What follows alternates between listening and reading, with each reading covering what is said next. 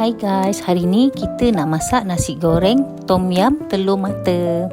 Okey, bahan-bahannya ialah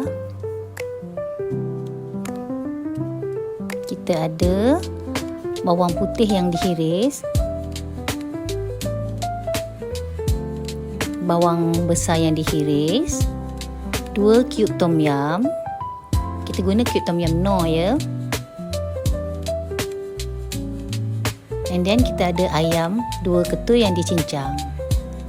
Okey, untuk aksesori kita ada carrot yang dihiris halus, kobis dihiris, cili api dan juga cili merah. Bagi yang tak mau cili api tak payah bubur. Okey, jangan lupa kita ada nasi. Okey, mula kita panaskan minyak. Okey, kita akan tumis bawang putih yang dah dicincang. Okey, kita tumis bawang putih tadi sampai naik bau. Kemudian kita masukkan bawang besar dan juga cube tom yum.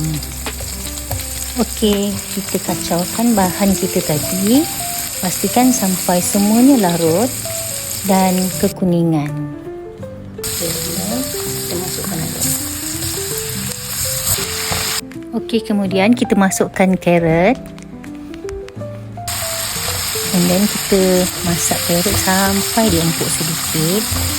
Kemudian barulah kita masukkan kobis. Kacau sampai kobis pun dah lembut sikit. Kita masukkan cili merah. Kalau nak masuk cili api, masukkan. Macam saya masukkan. Kita tumis lagi. And then masukkan nasi. Okey, kita gaul-gaulkan nasi biar semuanya merata ya. Kacau sampai sekata semuanya. Okey, and then kita akan rasa ya.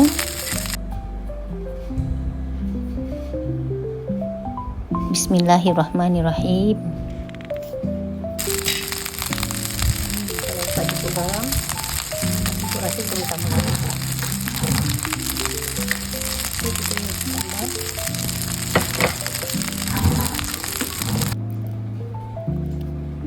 Okey, kita tambahkan sedikit garam sebab tak berapa rasa ya garamnya. And then kita tambahkan sedikit perencah sedap untuk naikkan lagi rasa nasi goreng tom yum kita. And then kita kacau-kacau sampai nasi goreng kita sebati betul-betul ya.